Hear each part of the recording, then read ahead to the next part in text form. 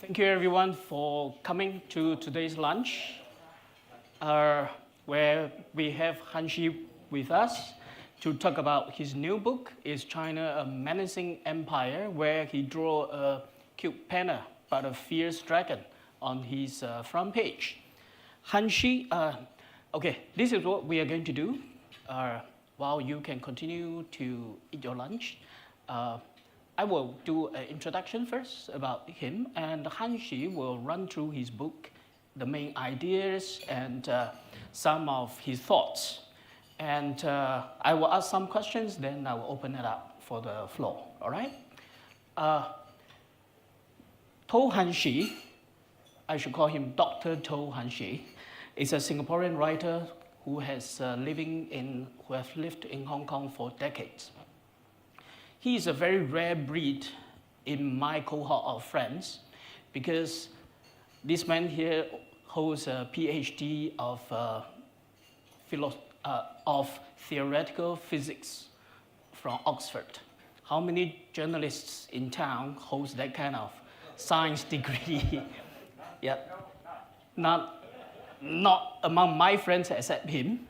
Yeah, and he's now a consultant of Headland Intelligence, a local risk consulting firm.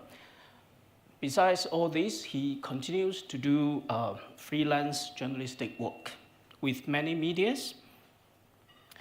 Throughout his career, Han-Shi has been reporting on business, economy related stuff, and we have joined hands to cover many of the investigative journalistic assignments for quite some fun. So from 2018 to 19, he was a senior reporter of Financial Asia, a locally based financial magazine. From 2015 to 2018, he was a senior correspondent of Merrill-X, a news agency which focused on regulation risk. And he spent in and out in two stints, a decade with the South China Morning Post. That's I met him for the second time as colleague. And he was also the associate director of Kroll, US risk consultancy firm from 07 to 08, where he was traveling between Hong Kong and Shanghai to conduct due diligence investigations into business, individuals, and companies in Greater China and Southeast Asia. I knew him quite a lot. He has been covering lots of things, including Greater China, China's overseas investment and projects, Belt and Road infrastructure, debts, and corporate scandals, not to mention some of the political ones. Trade, fraud, money laundering, corruption, everything kind of, you can find his byline on many of such stuff. And he has written a previous book called Is China an Empire?, which I've read and find it highly interesting because his conclusion is, I will let him say that, and he detailed China's investment and infrastructure projects around the world, which gives us a question of the second part, where is it a benign hegemon, or, to start first, is it an empire? Is it a good empire or a bad empire? That's the second part of his thoughts. So without much further ado, I will let Han-Shi go through what his thoughts first. All right? Well,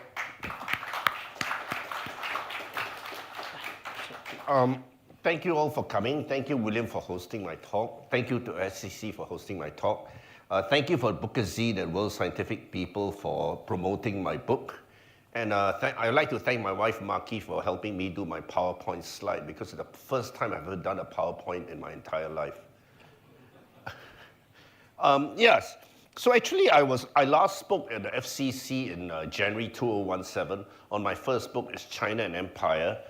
And as a present for speaking, they gave me this gift, which I'm wearing now, the tie. My second book is China Menacing Empire, came out in the middle of November last year, just a few days after Trump was elected president for the second time. So much of my talk will actually focus a lot on Trump and China-America relations. So my second book is a sequel to my first book. In my first book, I discussed whether China was an empire or not, and I concluded by saying that China is a semi-empire where China has some, but not all the traits of the British Empire in the 19th century. I said the 21st century is dominated by two semi-empires, which is China and America. I mean, America, I argue, is also a semi-empire because it's so economically dominant. It's the military superpower, dominant military superpower. But again, America doesn't permanently occupy countries or invade them permanently. And that's China's position also. So they both are semi-empires. And in my first book, I draw a parallel between China and in the 21st century and Britain in the 18th to the 19th and early 20th century. What happened is that basically, Britain was the first country to industrialize, and so in the 18th and 19th century, Britain was the biggest manufacturing, export, and trading nation in the world. And then in the late 19th century, Britain upgraded to its second phase of an industrial revolution, which is building railways. So in the late 19th century, Britain became the world's biggest builder of railways around the world. From the late 19th century to the early 20th century, the world experienced a railway building boom, which was funded by British money and built by British companies. And you find the same thing now in the 21st century, where the world has many infrastructure projects around the world, including railways, canals, ports, which is built largely by Chinese companies and funded by Chinese state-owned banks. So there's a parallel between Britain and China. And through being the world's biggest trading power and being the world's biggest railway builder, Britain exerted a huge influence globally. Not only did they have the world's biggest empire upon which the sun never set at one stage, including Hong Kong and Singapore and India. Actually, most of the developing and poorer parts of the world were under Britain's economic control as well. This was what some people call the informal empire of Britain, where the flag doesn't fly over their countries, but they're really dominated by Britain economically. One such country is Argentina, to which I will return. So in some ways, China may not have a formal empire, but now China is so economically dominant in so many countries. The question arises whether China is going to create an informal empire around the world. Let me give you an example of the rise of China's outward direct investment flows, which goes into Chinese-built infrastructure projects around the world, like canals, ports, railways, roads. You see this huge growth from 2003 or 2004 till now. I mean, it peaked in 2016, and after that it fell and did not grow much after that for various reasons, including America restricting Chinese investments and Xi Jinping himself restricting Chinese investments. But otherwise, overall, the growth was huge. I mean, my word.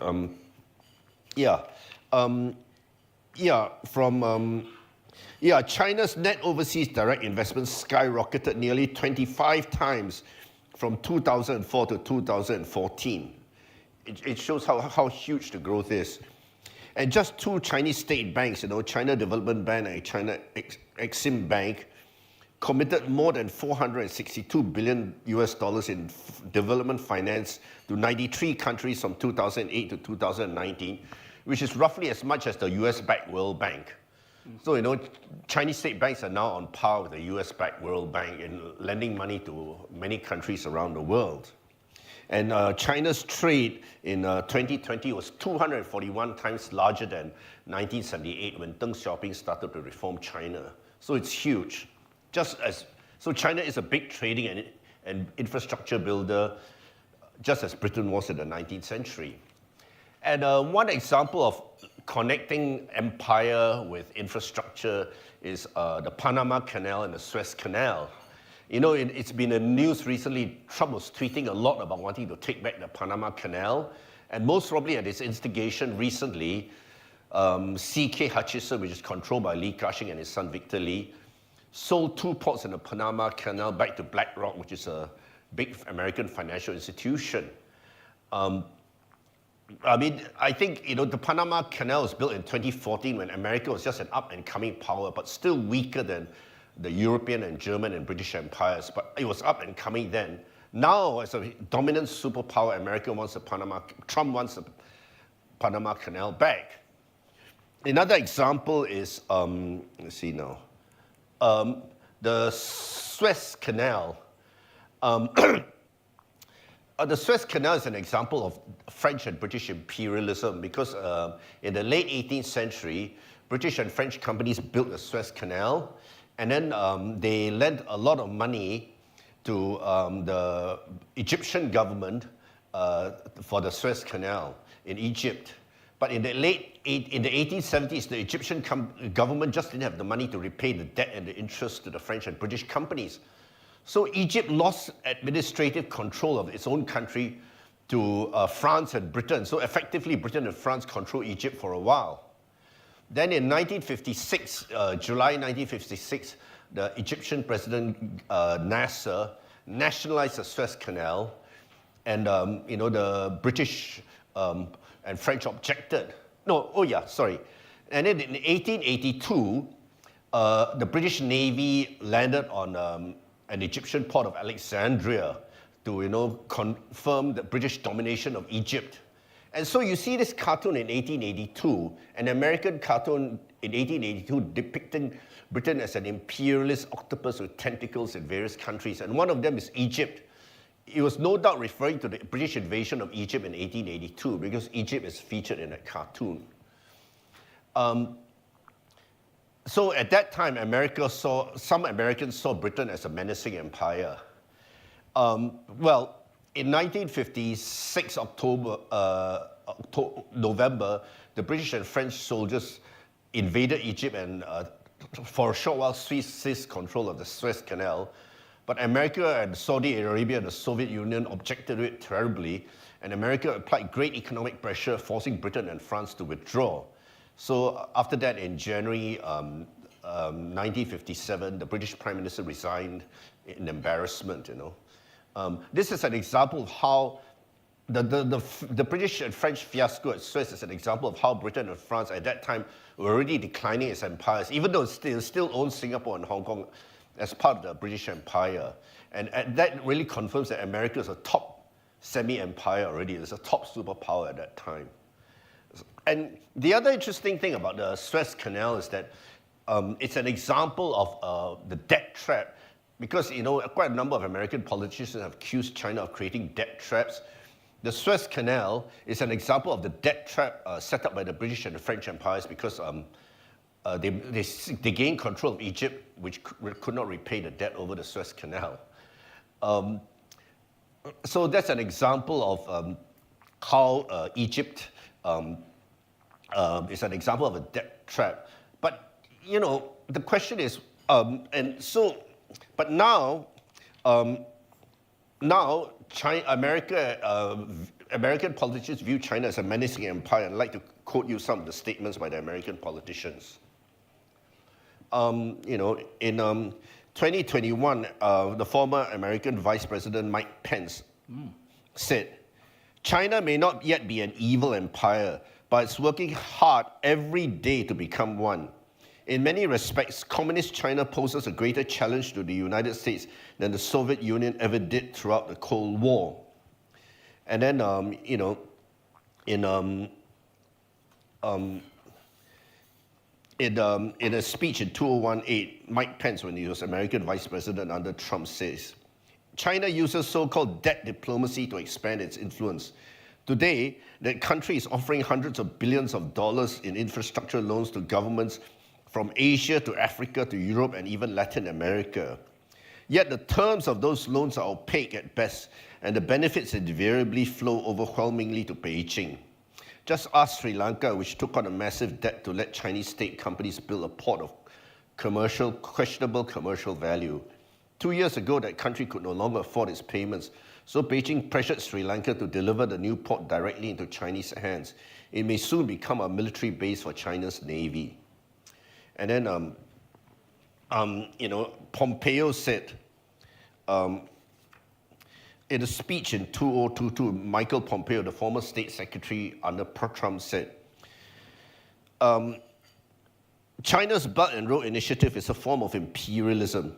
It is the manifestation of a corrupt intent to entrap less developed countries with promises of loans and infrastructure improvements.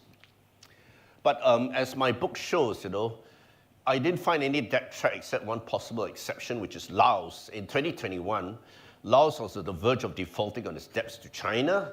So a Chinese state-owned company formed a joint venture with a Laotian company to lease Laos' entire nationwide electricity network for 25 years.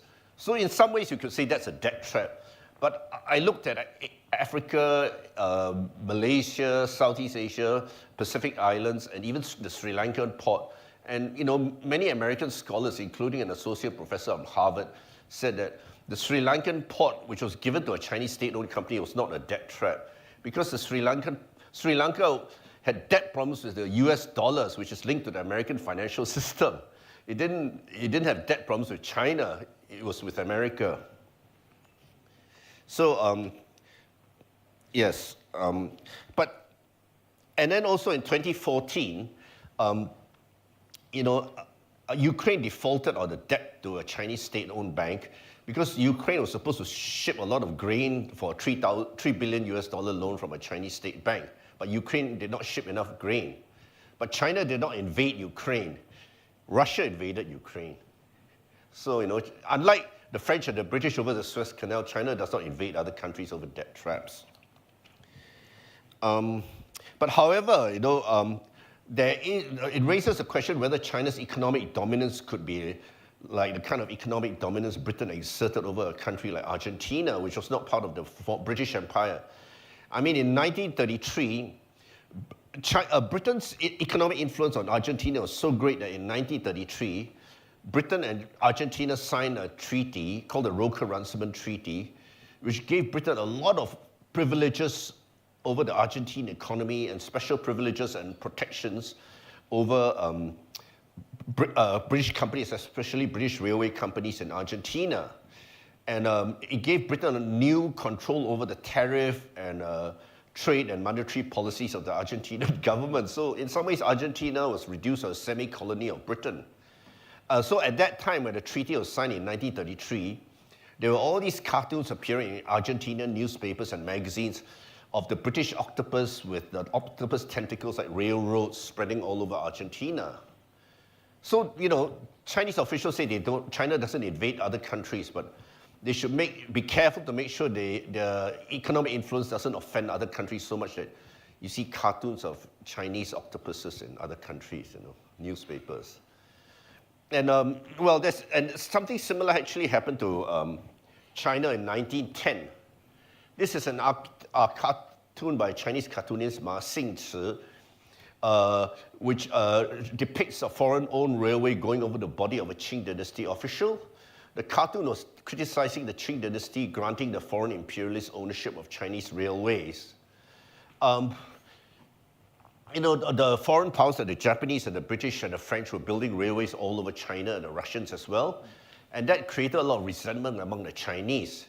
It actually indirectly led to the revolution by Sun Yat-sen or Sun Zong-san in 1911. Because in 1911, there was a protest movement in Sichuan province against the Qing dynasty government taking loans from foreign powers to build a railway in Sichuan province. But as a result of the protest movement, the Qing dynasty sent troops to stop that rebellion, that protest movement, but they didn't have enough troops to prevent the Wuhan uprising, which toppled the Qing dynasty government and helped set up the Sun Yat-sen, the Republic of China under Sun Yat-sen. So indirectly, all these foreign railways and foreign railway loans helped create the Republican Revolution in China and made Sun Yat-sen the first president of China. And I argue in my book that right now, China's huge trade with America was one of the factors that gave rise to Trump as becoming president of America and is leading to a cultural revolution in America. So I like to talk about that. So let me talk a little bit about the first of all, China's huge global trade, you know. I mean, since China joined the WTO in December 2001, for 20 years after that, China's global trade just grew 9 times. It's huge. And then in 2012, China overtook America as the world's biggest trading country.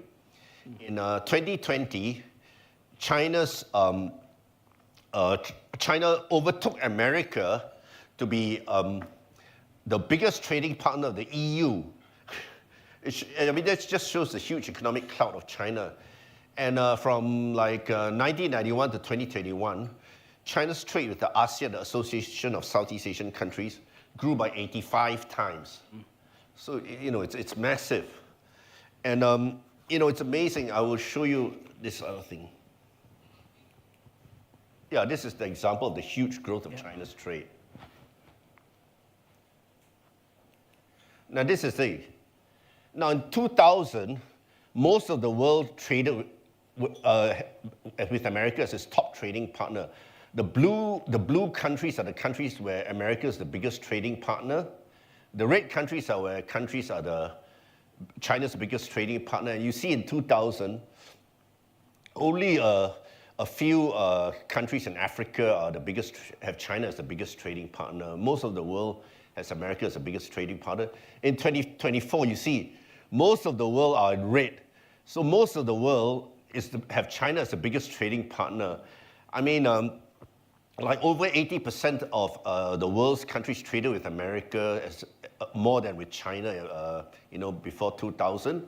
But by 2018, the percentage fell to 30%. And now China is the biggest trading partner of over 120 countries out of 195 countries. So, you know, my guess is Washington does not like that, and Washington feels very threatened by China's growing global trade. That's just my guess. Then you go to, you know, China's trade with America, which is also likewise huge, you know. Because, let's see now, yeah. Sorry. Yeah, American imports from China jumped 6.6 times from 1999 to 2022. And, you know, right now, I think 61% of the clothing and the leather goods in America are made in China, and something like 28% of the electronic components and computers in America are made in China. So it's very, very big. And that's one of the factors that caused Trump to rise to power in 2016 and now as well. I mean, Trump, when he was campaigning to be president, kept saying, you know, China's stealing America's lunch. Chinese cheap factories with lowly paid workers are taking away American jobs. And that was one of the factors that he became elected president in 2016 and November last year. But you see, let's examine how fair his criticisms of China are. You look at the American unemployment rate from 2002 to 2022. You see, there have only been 2 times. Well, first of all, if you apply very simplistic and crude thinking, one might think, oh, because China's exports to America have increased so much, therefore American job losses must also increase a lot, and American salaries must reduce a lot because of the cheap Chinese labor. But if you look at the unemployment, there's only been 2 times from 2002 to 2022 when American unemployment rose. One is due to the global financial crisis, and one is during COVID in 2019. So Chinese exports are not to directly blame for that.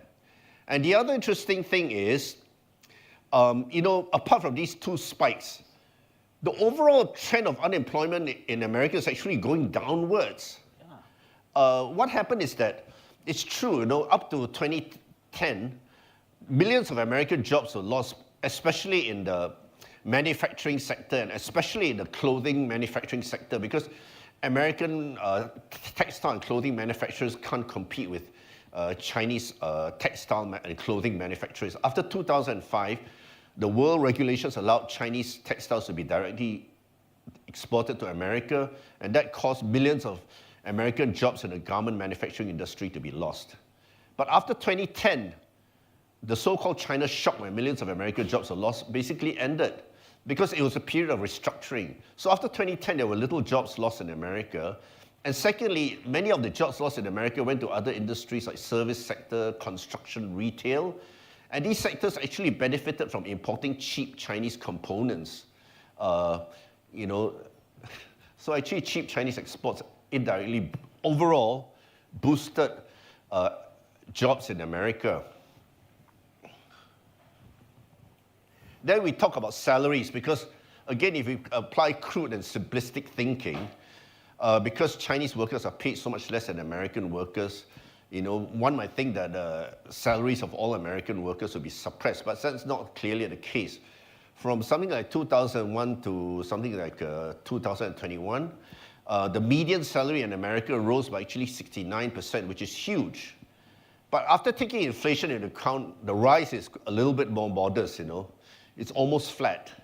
That could be possibly one of the reasons why so many Americans voted for Trump, because in reality, they were not that much better off than the last 20 years. Yeah, nobody will be happy with $10 for a dozen of eggs, right? Yeah. In New York, yeah. Yeah. So actually, if Trump imposes tariffs on Chinese goods, inflation might rise again, and so the actual spending power of America might actually drop. They might actually be worse off than before. Right now, they're slightly better off, But if inflation rises because of Trump's tariff on Chinese goods, the Americans will be worse off. But this is the crucial factor, Although the median salary of American, on average, rose a lot in the last 20 years or so, the studies by a Stanford University report found that the salaries of the American university-educated professionals rose from a period of 2000 to 2007, rose by 7.2%. But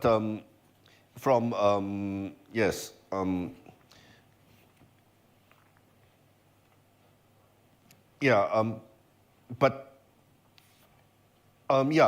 7.2%, but per year, American university-educated professionals were enjoying a salary rise of 7.2% per year. But the non-college educated workers, like the factory workers, suffered a decline in pay of 4.3% per year. So these are the people who voted for Trump, because studies have shown that a lot of Trump's support base comes from these non-university educated workers in America. We have lost out in this globalization drive, right? Yeah. So as a result of this, China's inequality has become very severe in America, The share of American wealth held by the richest 1% of Americans has risen a lot from 22% in the late 1970s to 42% in 2020. It shows how unequal America has become as a society. And according to a Financial Times article, among the rich developed countries in the world, America is a country where the poor people are most likely to go hungry. And there are all these newspaper reports of lower income Americans living from paycheck to paycheck. So this is one of the reasons why Trump came to power. So indirectly, although many other factors are involved, including Wall Street and American government, China's not purely to blame. Chinese exports contributed to the growing wealth gap in America. And as a result, and another reason, one reason is Chinese exports have contributed to the inequality in America, but another reason is America's global agenda to be the top superpower is also partly responsible for the growing inequality in America. My book quotes James Falk, who's now an executive of a commercial unit of Hong Kong Monetary Authority. I like to quote what he said in my book. The biggest source of structural imbalance in the global financial system is the role of the US dollar as a global utility in finance and trade. International demand for US dollars has exacerbated the loss of industrial competitiveness for American manufacturers by keeping the US dollar overvalued, making it more difficult for American exporters to sell overseas, so that the American factory workers lose out. But this also forces America to run deficits and makes America a highly indebted nation, which in turn leads to global financial crisis from time to time, like 2008, and possibly now, because Trump recently said he doesn't rule out a recession. And my book quotes various sources saying that actually American establishment is quite divided.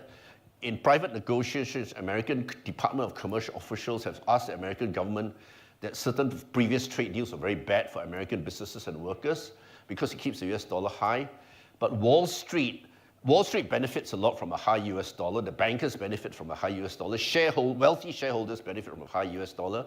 And also the American defense establishment and the foreign policy establishment want the highest US dollar because this enables America to be the global financial reserve currency and enables America to exert power on other countries and impose sanctions on them, threaten to do something in relation to the US dollar to them, which is what they did to the British over Suez Canal, by the way.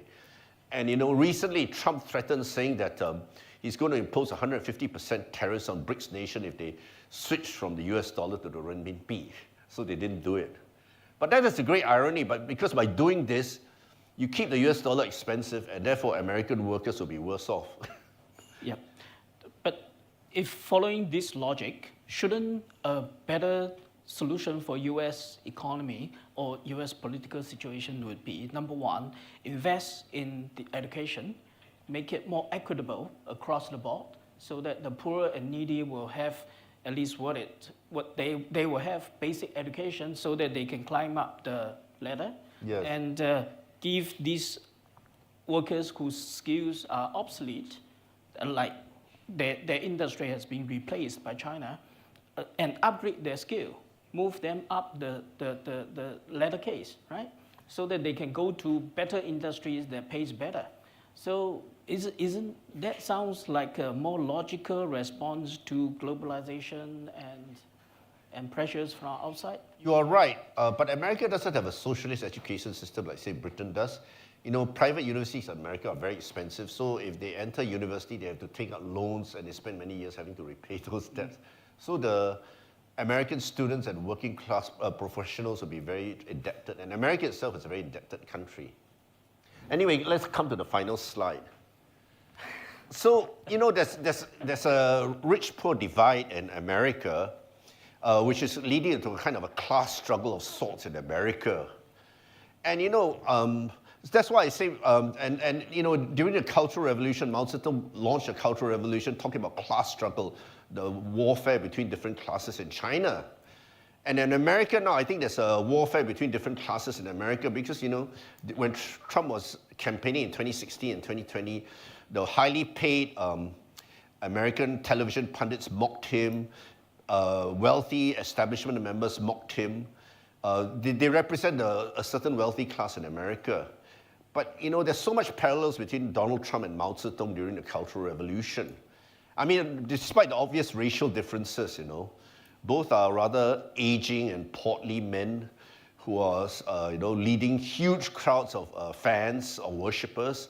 I mean, in Mao Zedong's case, you have all these red guards wearing caps and waving Mao's little red book. In Trump's case, you have all these Make America Great MAGA supporters who are wearing red MAGA caps. So, I see a parallel between the two. Hanshi, allow me to ask you. Chairman Mao is already dead, so it's gone. President Trump is still there. However, logic tells us that all the country would have different social stratas, rich and poor, and their political needs, economic needs would definitely be different. So there has been lots of Chinese observers saying that the competition between Beijing and Washington is ultimately how they can better govern their country. Yeah, that's true. In the way that how can they resolve the differences between the different classes? The so-called, in Mao's language, is 阶级斗争. They put it class struggle. Yeah. In Trump's terms, I don't know what the great man calls it, but it is, in your view, currently, Beijing is using its own very unique political system where the two sessions just ended. What CCP is doing is it manages a good delegation, nominates people from supposedly all the different sectors coming to Beijing and tell me about your problem, but a lot of times in closed doors, so that they can formulate their national strategies. But in America, the model is more open debate. And sometimes they throw spanners at each other. In your view, which model? The closed door negotiation model or the Americans' open contest model is able to better bridge the gaps and reach consensus and make the nation move forward? Ultimately, that's the goal, right? Yeah. We want the nation to be great again. Everybody wants their nation to be great again. But which model you think, the Chinese model or the American model, would be most suitable for progress? Well, in my honest opinion, in the long run, well, I think they both have their strengths and weaknesses. Like China built a high-speed rail very quickly, and America can't even get a high-speed rail up. But I think in the long run, American model is better. I mean, I quote Winston Churchill on two things. Winston Churchill said, democracy is the worst form of government except for all the other alternatives, you know. And the other thing, because democracy allows checks and balances, if a certain president is allowed to allow the rich-poor divide to get too high, he'll be voted out of office. And the other thing Winston Churchill said is that America can be trusted to do the right thing in the long run after failing to do so before that. So yeah, I mean, now there's a kind of a correction system with Trump where they're trying to correct the rich-poor divide. I mean, all capitalist countries have wealth gaps. There'll be the rich, there'll be the middle class and the poor. But it's just gotten a lot worse in the last 10 years or so in America because the middle class is hollowing out. The wealth gap has increased tremendously. I mean, Elon Musk is worth hundreds of billions of dollars. And you know, like even the intense campaigning between the pro-Trump and anti-Trump camp is so intense, you can call it class struggle, you know, like in 2016, Hillary Clinton said, oh, half of Trump's supporters are, you know, racist, sexist, homophobic, Islamophobic. That's a form of class struggle. She belongs to the elite who hang out at Davos, and you know, she earns hundreds of thousands of dollars speaking at the banks, unlike me, you know. But yeah. In your book, there is a very interesting chapter. As a political reporter, the first thing I open up is the chapter on corruption. It's a very interesting line from you. You say that China seems to pursue corruption elements within its border much more aggressively compared to its actions outside China's border. And we also see that the Americans have been trying to fight cross-border corruptions. yeah. And in a way that is being regarded as one of the major disadvantage for US companies because they are under tighter scrutiny where they can't it's not easy for them to leverage on that. So what's your take on that?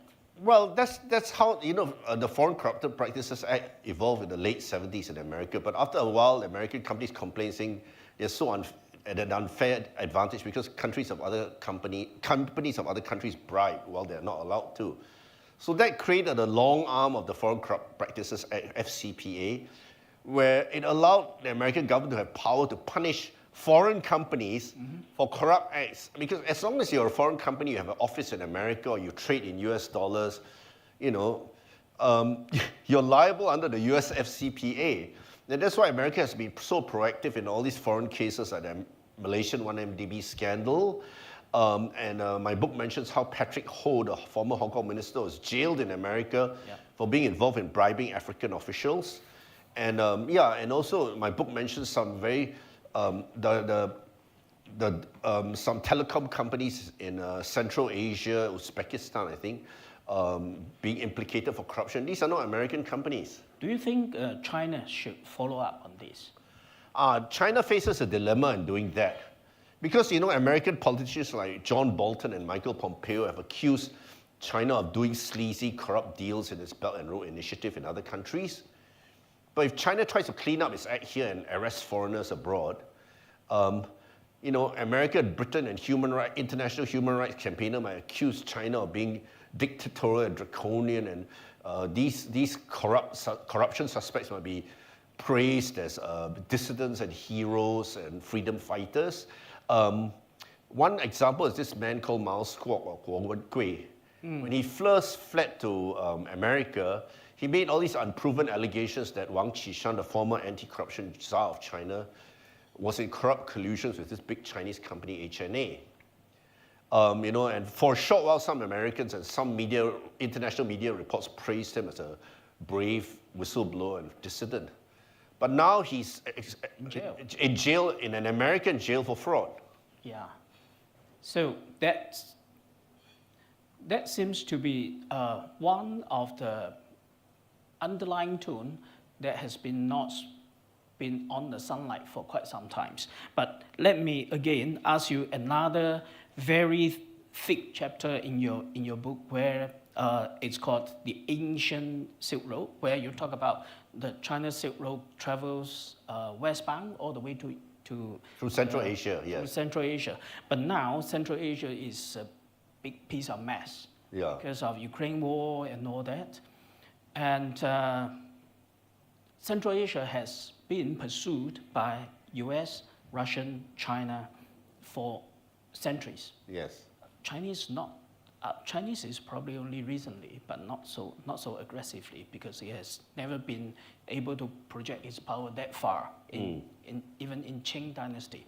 But I want to ask you, from this perspective, given that now President Trump has largely brokered a deal for Ukraine, like it or not, that seems to be the end of the light for a peace, or at least ceasefire. With this, how would you see Americans, Russians, and Chinese are trying to, what's their strategies, and how would they divide and conquer their part of world? Okay, I mean, American companies like Chevron have been in Central Asia for a long time, but China has overtaken Russia as the biggest trading partner and investor in Central Asia. My book quotes a kind of an opinion survey of Central Asian people of various Central Asian countries. They like Russia the most, China the second most, and America the least. But given Trump might have been, if you look at the way he structured the deal, it seems that he represents a mindset of, I want to get something back, right? Yeah. So what do you think, given this mindset, would Americans be pursuing more interest there along the way?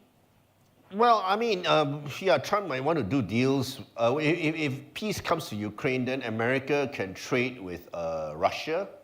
Trump might allow American companies to invest in Russia, and then other countries will not be penalized for trading with Russia. That will be good for countries like Singapore and Malaysia. And then, other countries can again trade with Ukraine, and that will be also good for the world, because Ukraine can supply grain to the world and the food inflation will go down. But Central Asian countries have always pursued a multi-pronged foreign policy where they don't want to lean on one country or another. They want to be friends with many countries, whether it's America or Russia or India or China. Do you think that the Shanghai Cooperation body that Beijing runs would be a major tool that been used by Beijing to restructure its deals with Central Asian countries? Now it's very security driven. Yes. It's not so economically driven, right? Yes. Well, I mean, if the Ukraine war ends, everybody, including China, can do business with both Russia and Ukraine, and that also includes the Central Asian countries. It'll just be a more normal and normalized pattern of trade internationally. I mean, right now, because of the Ukraine war, trade is distorted because, certain countries are not allowed to trade with Russia. Okay, I will ask my last question and I will open up to the floor. It's actually, again, very interesting. Just now you mentioned that China is unlikely to going to send its warships to other countries' doorstep to ask for debt payments, right? Yes. Settle the debt problems. But recently we have seen that the PLA has been able to send its task force go around Australia, and slightly earlier we have seen that PLA military boats has successfully shipped all the way to St. Petersburg, crossing many of Europe's water. So, and even earlier they have been seen around Alaska.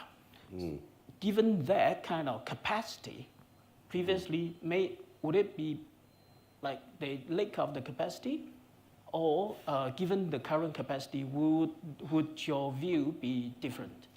Well, what China is doing now is what actually President Theodore Roosevelt did for the American Navy in the early 20th century. Theodore Roosevelt called the American Navy to go around the world in the early 1900s to project American power. And at that time, America was an up and rising power, but still behind Britain and Germany. So China is doing something similar to that. But having said that, I don't think China would conquer other countries, even if its Navy became powerful. I think, in my opinion, the Chinese Navy is for two purposes, according to Beijing. One is the ability to invade Taiwan in a war. And the other is to ensure security of supply chains, because my guess is that the Chinese government is uncomfortable with the fact that ships bringing goods to China and raw materials to China, like oil and iron ore to China, are going through waters protected by American warships. So maybe they want some protection from Chinese warships. Any questions from the floor any questions you want to ask? Let's have the lady first, and gentlemen. So could you answer your title? Well, okay, my answer is that China can unintentionally create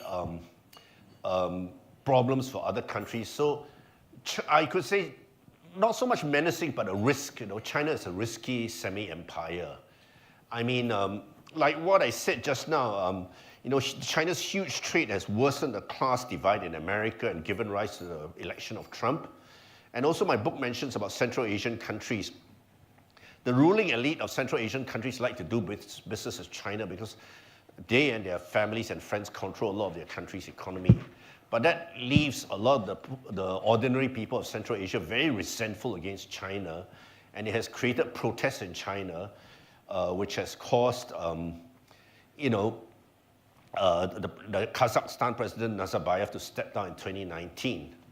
So China inadvertently can create social instability in other countries, even though it doesn't plan to. And China has a dilemma because China's foreign policy is not to interfere with other countries. But they do business with some corrupt dictators in other countries that creates a lot of resentment among the local people, and these corrupt dictators lose power. I mean, but China cannot interfere. That's the dilemma of China, I think.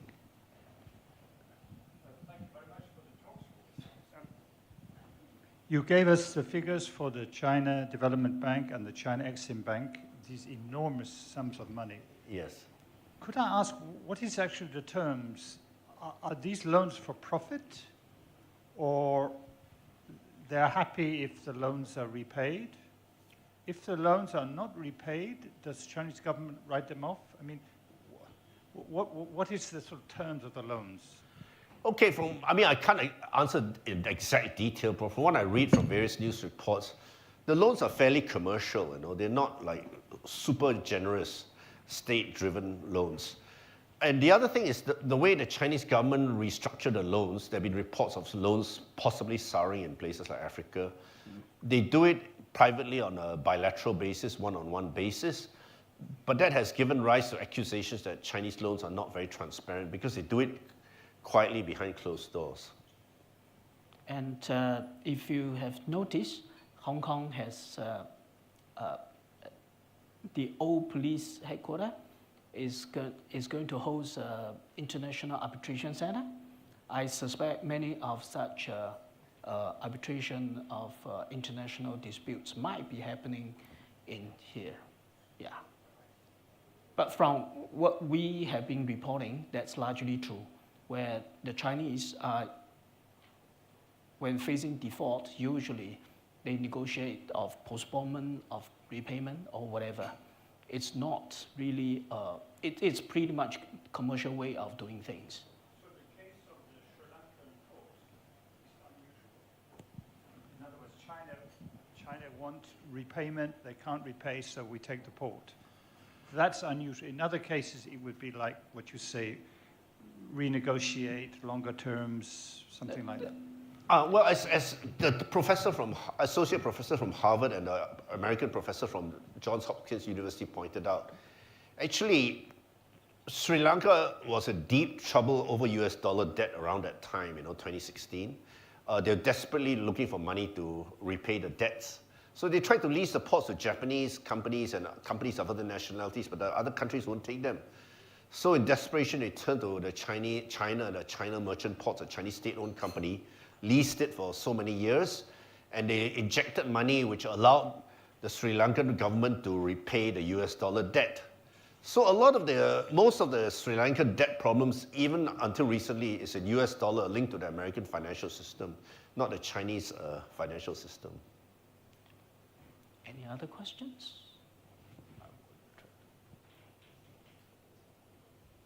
Oh. You said that China can be viewed as a risky empire, not necessarily menacing, but risky. So how should other countries deal with China if it's a risky empire? Well, I mean, I'll take my country, Singapore, I'm not accusing my country's government of mismanaging matters or doing anything bad, but as a fictitious hypothetical example for the sake of argument, lots of rich Chinese companies want to go to Singapore and buy property, and if it's not well controlled, and huge numbers of rich Chinese buy property in Singapore, will drive up property prices, making property very difficult to afford for ordinary Singaporeans. And Singaporeans will get so angry with the government, they would vote the Singapore government out of office in the elections. But this is not some kind of a nefarious plan by Chinese President Xi Jinping. He's not deliberately sending Chinese spies and agents to Singapore to topple the Singapore government. It's just how these market forces worked. Of course, I'm not accusing the Singapore government of mismanaging the property in Singapore. I'm just stating a hypothetical, fictitious case. Lee, yeah?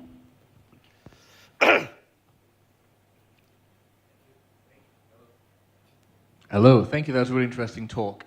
You said a bunch of really interesting stuff. One of them, you said there are two reasons for a Chinese Navy, as stated, and one is to invade Taiwan. And you also said that China isn't a menacing empire in the way that Britain and France and Germany and so on were in the 19th and early 20th centuries, because China is defined, as the US has been, by not occupying territories long term. Do you anticipate that could change in the next 10 years vis-a-vis Taiwan, particularly in light of Trump's public remarks since taking office with regards to the kind of flagrant way he seems to see security guarantees of NATO members? Do you think there are people in Beijing thinking, okay, does that mean therefore the assumption that an American military retaliation for an invasion of Taiwan, that risk is lower? And yeah, where do you see that playing out over the next decade? Yeah, I still reiterate my stance that China is not in the business of invading other countries, but China regards Taiwan as part of the same country. So that makes a war between China and America over Taiwan quite possible. In fact, at the FCC talk, a former American Admiral Owen gave here, he said if there's going to be any war between America and China, it'll be over Taiwan. And in January 2020, the British historian Neil Ferguson spoke at the FCC, and I spoke to him after that. He told me that Britain and Germany had very, very close economic ties, but they still went to war in the First World War. So he says, by the same token, America and China's economy are still very interlinked. But they can still go to war despite that. You know? So yes, war cannot be ruled out between America and China over Taiwan. But Hanshi, would you think that from the other side of the coin, since the Second World War until now, China and America's strategic ambiguity on both sides has, I would say, Taiwan is the biggest success of strategic ambiguity between Beijing and Washington, which allowed a vibrant democracy, strong economy, technology advancement over the island, which in any way should not be changed. I think it's good for three sides, right? Beijing, Taipei, and Washington. I mean, if logic prevails, not in this room. Well, I think first of all, I think with Trump elected as president, the chances of a military war with China has gone down a lot. But well, a trade war is happening between America and China now. But if he wants Nobel Peace Prize, then Yeah, I mean, he's made it in all his speech. He wants to be a peacemaker. Yeah. He wants to stop wars where America is not directly concerned, you know. And he has people in his cabinet who want to stop the forever wars in America, like Tulsi Gabbard and Robert Kennedy. yeah. And also another thing, Elon Musk is his close advisor. Elon Musk has many factories in China, so if America and China goes to war, Elon Musk's business will suffer. Maybe precision bombs will miss Tesla factories in China. Maybe. That, I'm just kidding. Any other questions? Sure. Hello. You mentioned the corruption in the chapter. But, I'm sure you sort of read the news from either Trump or Elon Musk about the corruptions in U.S. aid, you know, how they abuse the taxpayers' money. So what's your views on that? Well, I think corruption is a problem that goes beyond nationality and culture. I mean, you know, as in the movie The Last Emperor showed, when the Emperor Puyi found out his eunuchs were stealing a lot of money in the imperial palace in China. And then, you know, I recently read a book by Theodore Roosevelt, the American president at the beginning of the 20th century. He said that in the late 19th century, he was part of a reform commission of American government, and he found a lot of corruption in the American government as well. So in some ways, it's not new. I mean, you know, in the late 19th century, America tried to clean up corruption as well. But to put it in perspective, the Trump and Elon Musk's rhetoric has been verified as a little bit exaggerated, where they said American medias are taking tens of millions of dollars from American government, which is debunked by quite a lot of media outlets, where it's probably at least 2 zeros less. Yeah. Which most of it are government advertising dollars and government subscription money, which is legit business, I think. Yeah. Any other questions? Okay. Then, without further ado, I would like to thank Hanshi for the talk. Thank you. And on your table, you will have a small booklet where, for FCC. For those who are not members with us, you are most welcome to join us. That will be a good open door for such interesting talks that is still hosted in this place as a good demonstration of one country, two systems that still allows us to have robust debate here. Well, I want to finish up with a few sentences. Please. I mean, during the 60s and 70s, people in China underwent a cultural revolution. But now I think the world is undergoing the cultural revolution created by Trump.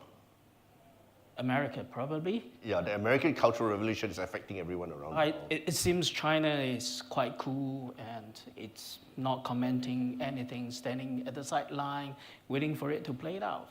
Oh, Yep. All right. Thank you, Hanshi. Thank you. I'll be happy to sign some books. Yeah. And as this is a small token of appreciation from the club. Thank you. Yeah, when I spoke on January 17th, they gave me this present. So I hope it's not another tie.